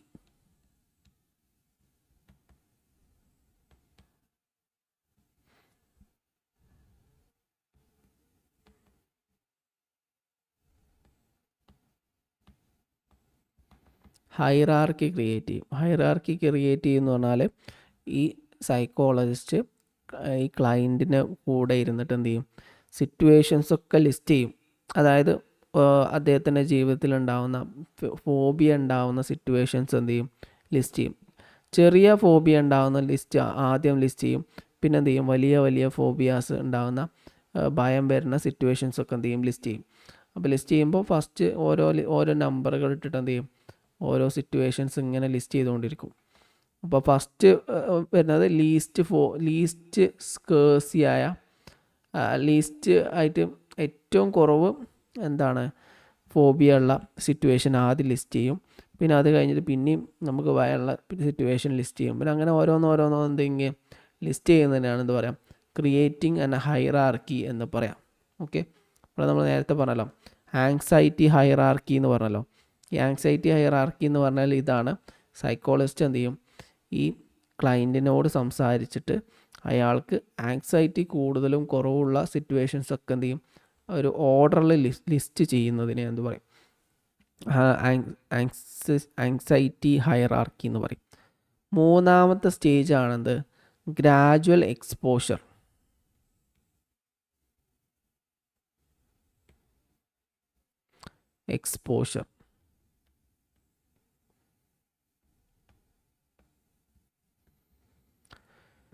ഈ സൈക്കോളജിസ്റ്റ് എന്ത് ചെയ്യും, ഇവരുടെ ക്ലയൻറ്റിൻ്റെ സഹായത്തോടു കൂടി ഏറ്റവും താഴെയുള്ള, അതായത് ഏറ്റവും നമുക്ക് എന്താണ് ഏറ്റവും ഫോബിയ കുറവുള്ള ഒരു സിറ്റുവേഷൻ സെലക്ട് ചെയ്യും. എന്നിട്ട് എന്ത് ചെയ്യും, ആ സിറ്റുവേഷനെ ഇമാജിൻ ചെയ്യുകയോ ആ സിറ്റുവേഷനെ ഫേസ് ചെയ്യുകയോ ചെയ്യാം. ഓക്കെ, ആ സമയത്ത് എന്ത് ചെയ്യും, റിലാക്സേഷൻ ട്രെയിനിങ് ആദ്യം കൊടുത്തിട്ടുണ്ടല്ലോ, ആ ട്രെയിനിങ് ചെയ്യുകയും ചെയ്യാം. ഉദാഹരണം പറയാണ്, എനിക്ക് ഒറ്റയ്ക്ക് റൂമിലിരിക്കാൻ ഭയങ്കര പേടിയാണ്. അപ്പോൾ അത് ഒന്നാമത്. പിന്നെ ഞാൻ പറയാണ്, എനിക്ക് ഉയരങ്ങളിലേക്ക് പോകുന്ന സമയത്ത് എനിക്ക് വലിയ പേടിയാണ്. അല്ലെങ്കിൽ ഞാൻ പറയാണ്, അങ്ങനെ ഓരോന്ന് ഞാനിങ്ങനെ എഴുതി വെച്ചു കേട്ടോ. പിന്നെ ഞാൻ പറഞ്ഞു, എനിക്ക് ഒറ്റയ്ക്ക് ഉറങ്ങാൻ പേടിയാണ്. അങ്ങനെ കുറേ കാര്യങ്ങൾ ഇങ്ങനെ എഴുതി വെച്ചു. അപ്പോൾ നമ്മൾ ഒറ്റയ്ക്ക് റൂമിലിരിക്കാൻ പേടിയാണെന്നുള്ളതാണ് ഏറ്റവും താഴ്ന്ന എൻ്റെ ഫിയർ അല്ലെങ്കിൽ ഫോബിയ എന്ന് കരുതാം. അപ്പോൾ ആദ്യം എന്ത് ചെയ്യും, ഈ ഗ്രാജുവൽ എക്സ്പോഷറിൽ എന്താ സംഭവിക്കുന്നത്, ഏറ്റവും ഫിയർ കുറഞ്ഞ സിറ്റുവേഷൻ എടുക്കും. എന്നിട്ട് എന്ത് ചെയ്യും, ആ വ്യക്തിയോട് ആ സിറ്റുവേഷൻ ഇമാജിൻ ചെയ്യാൻ പറയും. നിങ്ങളിപ്പോൾ ഒറ്റയ്ക്ക് റൂമിൽ ഇരിക്കുകയാണ്, നിങ്ങളെ കൂടെ ആരുമില്ല എന്ന് ഇമാജിൻ ചെയ്യൂ എന്ന് വരുന്ന, അങ്ങനെ ഇമാജിൻ ചെയ്യുന്ന സമയത്ത് ആ വ്യക്തിക്ക് എന്തുണ്ടാവും, ഫോബിയാസിൻ്റെ ലക്ഷണങ്ങളൊക്കെ വരാൻ തുടങ്ങും. അങ്ങനെ വരുന്ന സമയത്ത് എന്ത് ചെയ്യും, ഓൾറെഡി നമ്മൾ പറഞ്ഞു കൊടുത്തിട്ടുണ്ടല്ലോ, സൈക്കോളജിസ്റ്റ് പറഞ്ഞു കൊടുത്തിട്ടുള്ള റിലാക്സേഷൻ ട്രെയിനിങ്ങുകളുണ്ട്, അത് ആ സമയത്ത് ചെയ്യാൻ പറയുകയും, അല്ലെങ്കിൽ പിന്നെ നമ്മൾ നേരിട്ട് തന്നെ എന്ത് ചെയ്യാം, ഒരു ആരുമില്ലാത്ത റൂമിലേക്ക് ഒറ്റയ്ക്ക് ഇരിക്കാൻ ശ്രമിക്കുക. അങ്ങനെ ചെയ്യുന്നതാണെന്ത്, ഫസ്റ്റ് ഗ്രാജുവൽ എക്സ്പോഷർ എന്ന് പറയുന്നത്. എന്നിട്ട് അത് ആ പ്രശ്നം സോൾവ് ആയി കഴിഞ്ഞാൽ ഘട്ടം ഘട്ടമായിട്ട് അത് സോൾവ് ആയി വരുന്ന സമയത്ത് അടുത്ത ലിസ്റ്റിൽ അടുത്ത ഐറ്റം എടുക്കുന്നു. പിന്നെ അതിനേക്കാൾ ഫോബിയ ഉള്ള ഐറ്റം എടുക്കുന്നു. പിന്നെ അതിനേക്കാൾ ഇങ്ങനെ എടുത്തെടുത്ത് എന്ത് ചെയ്യണം, ഗ്രാജുവൽ എക്സ്പോഷർ ഉണ്ടാവുന്നു. ഇതിനെയാണെന്ന് പറയാം ഹൈറാർക്കി ഓഫ് ആങ്സൈറ്റി ഹൈറാർക്കി എന്ന് പറയുന്നത്. അപ്പോൾ അതിനർത്ഥം എന്താണ്, ഇപ്പോൾ ആങ്സൈറ്റി ഹൈറാർക്കിയിൽ നമ്മൾ പറഞ്ഞല്ലോ, ആദ്യം എന്ത് ചെയ്യും, ഏറ്റവും ഫോബിയ കുറഞ്ഞുള്ളത് നമ്മൾ സെലക്ട് ചെയ്യുന്നു. അത് നമ്മൾ റെഡി ആയി കഴിഞ്ഞാൽ പിന്നെ ട്രീറ്റ്മെൻറ്റ് പ്രോഗ്രസ് ചെയ്യുന്നതിനനുസരിച്ച് എന്ത് ചെയ്യും, അതിനെ ഇൻറ്റൻസ് കൂടി വരും അല്ലേ. ആദ്യം നമ്മൾ ചെറുതൊന്നും എടുക്കും, പിന്നെ അതിന് ശേഷം അതിനേക്കാൾ വലുതൊന്നും എടുക്കും, പിന്നെ അതിന് ശേഷം അതിനേക്കാൾ വലുതൊന്നും എടുക്കും. അപ്പോൾ ഡീസെൻസിറ്റൈസിങ് ആക്ടിവിറ്റി എന്ന് പറഞ്ഞാൽ എന്താണ്, ഏറ്റവും ചെറിയ ഫോബിയ ആദ്യം സെലക്ട് ചെയ്യുക. ഇവിടെ ഈ സിസ്റ്റമാറ്റിക് ഡീസെൻസിറ്റൈസേഷൻ എന്ന് പറഞ്ഞാൽ ഏറ്റവും ചെറിയ ഫോബിയ ആദ്യം സെലക്ട് ചെയ്തിട്ട് അതിനെ നേരിടുന്നു, അതിനെ റിക്കവർ ചെയ്യാനുള്ള ശ്രമം നടത്തുന്നു. പിന്നെ നമ്മൾ ട്രീറ്റ്മെൻറ്റ് പിന്നെ പ്രോഗ്രസ് ചെയ്യുന്നതിനനുസരിച്ച് അതിനേക്കാളും ഇൻറ്റൻസ് ആയിട്ടുള്ള ഒന്ന് നമ്മൾ സെലക്ട് ചെയ്യുന്നു. അതിനെ നമ്മൾ എന്ത് ചെയ്യും, ഗ്രാജുവൽ എക്സ്പോഷർ കൊണ്ടുവരുന്നു. അതിനുശേഷം ആ സാഹചര്യത്തിൽ നമ്മൾ ഓൾറെഡി നമുക്ക് കിട്ടിയിട്ടുള്ള റിലാക്സേഷൻ ട്രെയിനിങ് യൂസ് ചെയ്യുന്നു. എന്നിട്ട് നമ്മൾ പിന്നെ അതിൽ നിന്ന് റിക്കവർ ആയി കഴിഞ്ഞാൽ അടുത്ത സ്റ്റേജിലേക്ക് പോകുന്നു. അങ്ങനെയാണെന്ത് ഈ സിസ്റ്റമാറ്റിക് ഡീസെൻസിറ്റൈസേഷൻ എന്ന് പറഞ്ഞ തെറാപ്പി നമ്മൾ അപ്ലൈ ചെയ്യുന്നത്. തെറാപ്പി നമുക്ക് ഇതിങ്ങനെ കേട്ടിട്ട് അപ്ലൈ ചെയ്യാനൊന്നും പറ്റില്ല. അത് ട്രെയിൻഡ് ആയിട്ടുള്ള ഒരു തെറാപ്പിസ്റ്റിൻ്റെ മുന്നിൽ പോയിട്ട് തന്നെ എന്ത് ചെയ്യണം, ഇത് പഠിക്കണം.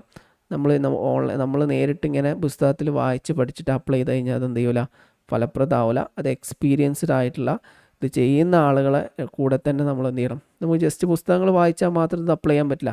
അത് ചെയ്യുന്ന ഒരാൾക്ക് അത് ചെയ്ത എക്സ്പീരിയൻസ് ഉണ്ടായിരിക്കും. അയാളെ കൂടെ ഒരു 6 മാസമോ 1 വർഷമോ നമ്മൾ പ്രാക്ടീസ് ചെയ്താൽ മാത്രമേ എന്ത് ചെയ്യുള്ളൂ, നമുക്കിത് മനസ്സിലാക്കാൻ പറ്റുള്ളൂ. നമ്മൾ തിയറി മാത്രമേ ഇവിടെ വായിക്കണുള്ളൂ.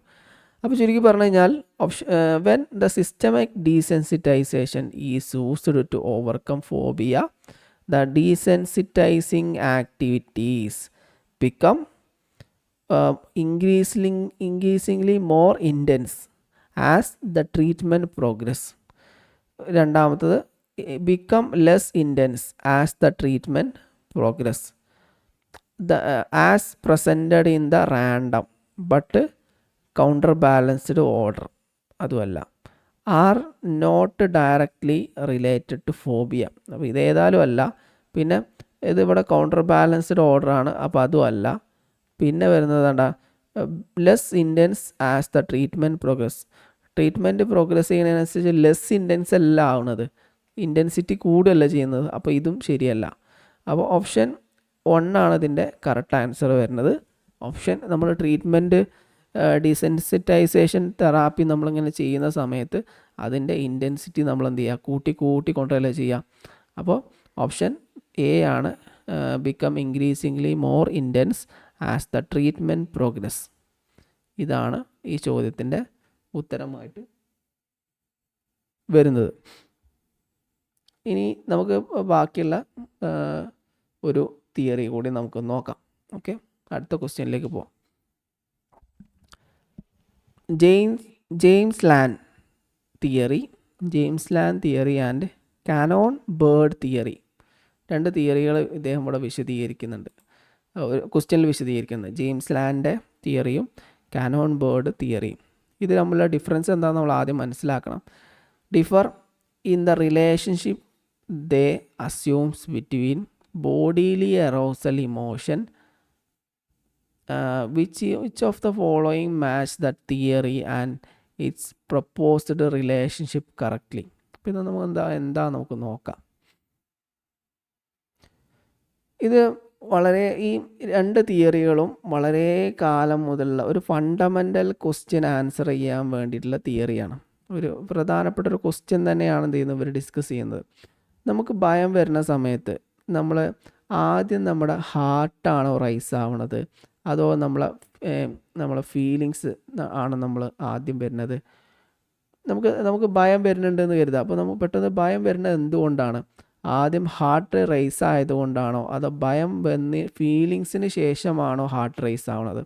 ഇതൊരു ഡിബേറ്റ് ആയിരുന്നു വളരെ കാലം മുമ്പുള്ള സൈക്കോളജിസ്റ്റുകൾ തമ്മിലുള്ള ഒരു പ്രധാനപ്പെട്ട ഡിബേറ്റ് ആയിരുന്നു. അപ്പോൾ നമുക്ക് ജസ്റ്റ് ഒന്ന് എഴുതി നോക്കാം.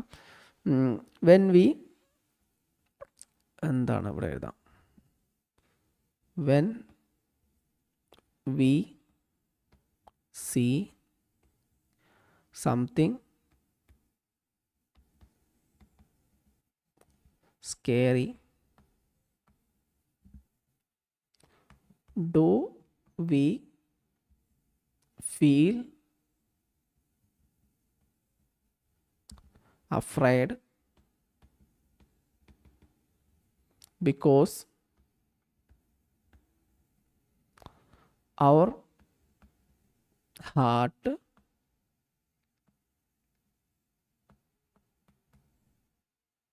is rising?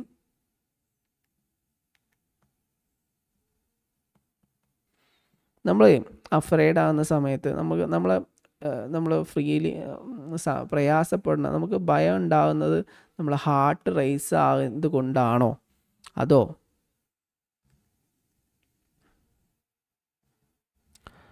ഓർ ജസ്റ്റ് ഇതിങ്ങനെ സെൻറ്റൻസ് എഴുതി വെച്ചാൽ നിങ്ങൾക്ക് മനസ്സിലാകാൻ വേണ്ടിയിട്ടാണ് എഴുതിയത്. Or does our heart rise because we feel afraid?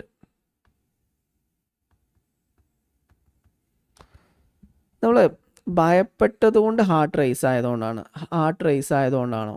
നമുക്ക് ഒരു ഭയം എന്ന ഫീലിംഗ് ഡെവലപ്പ് ചെയ്തപ്പോൾ നമ്മളെ ഹൃദയമിടിപ്പ് കൂടിയതാണോ, അതോ ഹൃദയമിടിപ്പ് കൂടിയപ്പോൾ നമ്മൾ ഭയം ഉണ്ടായത് ആണോ? അങ്ങനെയാണ്. നമുക്ക് ഭയം എന്ന ഫീലിങ്സ് എപ്പോഴാണ് വന്നത്? ഹൃദയമിടിപ്പ് കൂടിയ സമയത്ത് ബ്രെയിന് ഐഡൻറ്റിഫൈ ചെയ്യണം, നമ്മളെ ഹൃദയമിടിപ്പ് കൂടിയിട്ടുണ്ട്, അപ്പോൾ എനിക്ക് ഭയമുണ്ട് എന്ന് ബ്രെയിൻ പറയുകയാണോ? അതോ ഭയം വന്ന സമയത്ത് ബ്രെയിന് ഹൃദയത്തോട് അമിതമായി മിടിക്കാൻ പറഞ്ഞതാണോ? ഇത് ഒരു പ്രധാനപ്പെട്ട ഡിസ്കഷനാണ്. ഇതിൽ 2 പേര് വരുന്നുണ്ട്. ഫസ്റ്റ് നമ്മൾ ജെയിംസ് ലാൻ.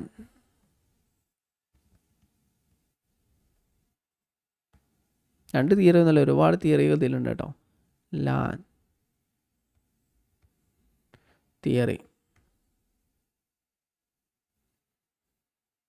ഇത് പറയുന്നത് മെയിനായിട്ട് ബോഡി ഫസ്റ്റ് എന്നാണ് ആദ്യം ഇദ്ദേഹത്തിൻ്റെ തിയറിയുടെ ബേസ്. Body first. ഇദ്ദേഹം പറയുന്നത് നമ്മുടെ ഫിസിക്കൽ റിയാക്ഷൻ ആദ്യം ഉണ്ടാവും, പിന്നെയാണ് എന്ത് ചെയ്യുക, ഇമോഷണൽ റിയാക്ഷൻ ഉണ്ടാവുക. അതായത് ജസ്റ്റ് ഇവിടെ എഴുതി വെക്കാം, physical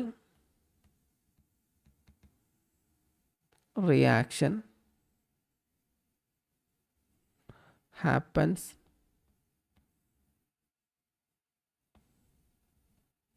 before you feel the emotion. ആദ്യം ഹൃദയമിടിപ്പ് ഉണ്ടാവും, പിന്നെയാണ് എന്ത് ചെയ്യുന്നത്, നമ്മൾ ബ്രെയിൻ എന്ത് ചെയ്യുന്നത്, ഹൃദയമിടിപ്പ് കൂടിയിട്ടുണ്ട്, അതുകൊണ്ട് നമുക്ക് എന്താവണോ ഒരു ഇമോഷൻസ്, ഭയം ഉണ്ടാവണമെന്ന് ബ്രെയിൻ എന്ത് ചെയ്യും, പറയുകയും അതനുസരിച്ച് ഇമോഷൻസ് ഉണ്ടാവുകയും ചെയ്യുന്നു എന്നാണ് പറഞ്ഞത്. ഒരു ഉദാഹരണം പറഞ്ഞാൽ പെട്ടെന്ന് മനസ്സിലാവും. ഞാനിങ്ങനെ ഞാൻ നടന്നു പോകുന്ന സമയത്ത് ഒരു നായയെ കണ്ടു. നായ എനിക്ക് പേടിയാണ്. അപ്പോൾ നായയെ കണ്ട സമയത്ത് ഞാൻ ഓടി. അപ്പോൾ എൻ്റെ ഹൃദയമിടിപ്പ് കൂടി. അല്ലെങ്കിൽ നായയെ കണ്ട സമയത്ത് എനിക്ക് എന്ത് ഹൃദയമിടിപ്പ് കൂടി എന്ന് കരുതാം. അപ്പോൾ ഈ ഹൃദയമിടിപ്പ് കൂടുന്നത് ബ്രെയിന് നോട്ടീസ് ചെയ്യുകയും ബ്രെയിൻ എന്ത് പറയാണ്, എൻ്റെ ഹൃദയമിടിപ്പ് കൂടിയിട്ടുണ്ട്, അപ്പോൾ ഞാൻ ഭയപ്പെട്ടിട്ടുണ്ട്, അപ്പോൾ ഭയം എന്ന ഫീലിംഗ് എനിക്ക് ഉണ്ടാവണം. അങ്ങനെ ഭയം എന്ന് പറഞ്ഞ ഫീലിംഗ് ഉണ്ടാവുന്നു എന്നാണ് ജെയിംസ് ലാൻസ് പറഞ്ഞത്. ഇദ്ദേഹം പറഞ്ഞത് ആദ്യം ബോഡിയാണ് റിയാക്ട് ചെയ്യുന്നത്, പിന്നെയാണ് ഇമോഷണൽ റിയാക്ഷൻ ഉണ്ടാവുന്നത് എന്നാണ് ഇദ്ദേഹത്തിൻ്റെ തിയറി പറയുന്നത്. ഓക്കെ, ആദ്യം ഇമോഷൻ ഉണ്ടാവുന്നില്ല, ആദ്യം ബോഡിയിൽ ചേഞ്ച് വരുന്നു, അതിനനുസരിച്ച് ഇമോഷണൽ ചേഞ്ച് വരുന്നു എന്നാണ് ജെയിംസ് ലാൻ പറയുന്നത്. ഇനി വേറെ കുറേ തിയറികളുണ്ട്. ആദ്യം ഇമോഷൻസ് ആദ്യം ഉണ്ടാവുന്നു, അതനുസരിച്ച് ബോഡിയിൽ ചേഞ്ച് വരുന്നു എന്ന് പറയുന്ന വേറെ തിയറികളുണ്ട്. അത് നമ്മൾ ഡിസ്കസ് ചെയ്യുന്നില്ല. കാനം ബേർഡിൻ്റെ തിയറി നമുക്ക് നോക്കാം. Cannon bard theory. Everything at once എന്നാണ് ഇദ്ദേഹത്തിൻ്റെ തിയറി. ഷോർട്ടായിട്ട് നമ്മൾ പറയുകയാണെങ്കിൽ മനസ്സിലാക്കാം.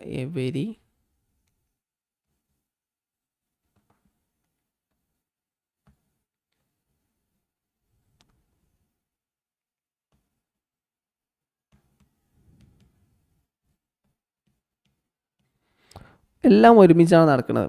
അതായത് നമുക്കൊരു സംഭവം ഉണ്ടായി, ഒരു നായയെ കണ്ടു.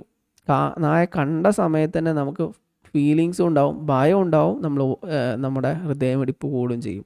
ഇവിടെ ഒന്ന് കഴിഞ്ഞിട്ട് ഒന്ന് എന്ന് പറയാൻ പറ്റില്ല എന്നാണ് ഇദ്ദേഹം പറയുന്നത്. ബോഡിയും മൈൻഡും ഒരേ സമയത്ത് റിയാക്ട് ചെയ്യുന്നു എന്നാണ് ഇത് പറയുന്നത്, കാനൻ ബാർഡ് തിയറി പറയുന്നത്. ജെയിംസ് ലാൻഡ് പറയുന്നത് അങ്ങനെയല്ല, ബോഡി ആദ്യം റിയാക്ട് ചെയ്യുന്നു, അതിനുശേഷമാണ് ഇമോഷൻസ് ഉണ്ടാവുന്നത്.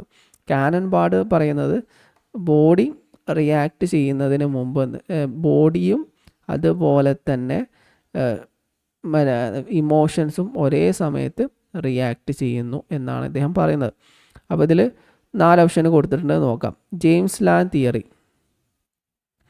Body arousal and emotion happens simultaneously അല്ല അല്ലേ, ഒരുമിച്ചല്ലല്ലോ നടക്കുന്നത്. ജെയിംസ് ലാൻഡ് ആദ്യം പറഞ്ഞ എന്താണ്, ആദ്യം ബോഡിയിലെ ചേഞ്ച് വരുന്നു, പിന്നെ ഇമോഷണൽ ചേഞ്ച് വരുന്നു. അപ്പോൾ ഇത് ഫസ്റ്റ് ഓപ്ഷൻ തെറ്റാണ്. പക്ഷേ ജെയിംസ് ലാൻഡ് തിയറി തന്നെയാണ് പറയുന്നത് body arousal result from emotions. ആദ്യം ഇമോഷൻ ഉണ്ടാവുന്നു, പിന്നെ ബോഡിയിൽ ചേഞ്ച് വരുന്നു എന്നാണ് രണ്ടാമതായിട്ട് അദ്ദേഹം പറഞ്ഞത്. അപ്പോൾ ഇതും തെറ്റാണല്ലേ. ബോഡിയിലല്ല, ആദ്യം ഇമോഷൻ ഉണ്ടായിട്ട് പിന്നെ അല്ലല്ലോ ബോഡിയിൽ ചേഞ്ച് വരുന്നത്. ആദ്യം ബോഡിയിൽ ചേഞ്ച് വന്നിട്ട് പിന്നെയാണ് ഇമോഷൻസ് ഉണ്ടാവുന്നത്. അപ്പോൾ ഇതും തെറ്റാണ്. പിന്നെ മൂന്നാമത്തത് കാനൻ ബാർഡ് തിയറി. നമ്മളിപ്പോൾ പറഞ്ഞ തിയറിയാണ്. Bodily arousal and emotion happens simultaneously. ഒരുമിച്ചാണല്ലേ നടക്കുന്നത്. അപ്പോൾ ഇത് ശരിയാണ് അല്ലേ. നമ്മൾ പറഞ്ഞ കാനൻ ബാർഡ് തിയറി രണ്ടും ബോഡിയിലെ ചേഞ്ചും അതുപോലെ തന്നെ ഇമോഷൻസും ഒറ്റ സമയത്ത് നടക്കുന്നു. നാലാമത്തെ ഓപ്ഷൻ അപ്പോൾ പിന്നെ നമ്മൾ നോക്കേണ്ട ആവശ്യമില്ല, എങ്കിലും നമുക്ക് പറയാം. നാലാമത്തെ ഓപ്ഷൻ കാനൻ ബാർഡ് തിയറിയാണ്. ബോഡിയിലി അറോസൽ പ്രൊസീഡ്സ് എന്താണ് ഇമോഷൻസ്. ആദ്യം എന്ത് ചെയ്യുന്നുണ്ട്, ബോഡിയിൽ ഇമോഷൻസ് ഉണ്ടാവുന്നു, പിന്നെയാണ് എന്താ പറയുക ഇമോഷൻസ് ബോഡി ചേഞ്ച് ഉണ്ടാവുന്നു, പിന്നെയാണ് ഇമോഷണൽ ചേഞ്ച് ഉണ്ടാവുന്നതെന്ന് പറയുന്നത്. അത് തെറ്റാണ്. അപ്പോൾ നമുക്ക് തേർഡ് ഓപ്ഷനാണ് correct. Cannon Bard theory, bodily arousal and emotions happen simultaneously എന്നാണ് നമ്മുടെ ഈ ചോദ്യത്തിൻ്റെ ആൻസറായിട്ട് വരുന്നത്. അപ്പോൾ ഇത്രയാണ് നമ്മൾ ഇന്ന് കുറഞ്ഞ ചോദ്യങ്ങൾ മാത്രമേ 4 ചോദ്യമൊക്കെ ഡിസ്കസ് ചെയ്തിട്ടുള്ളൂ. എന്ത് ചെയ്യാം, ബാക്കിയുള്ള ചോദ്യങ്ങൾ അടുത്ത ക്ലാസ്സിൽ നമുക്ക് ഡിസ്കസ് ചെയ്യാം. ഈ പറഞ്ഞതിൽ ആർക്കെങ്കിലും എന്തെങ്കിലും സംശയം ഉണ്ടെങ്കിൽ ചോദിക്കാം.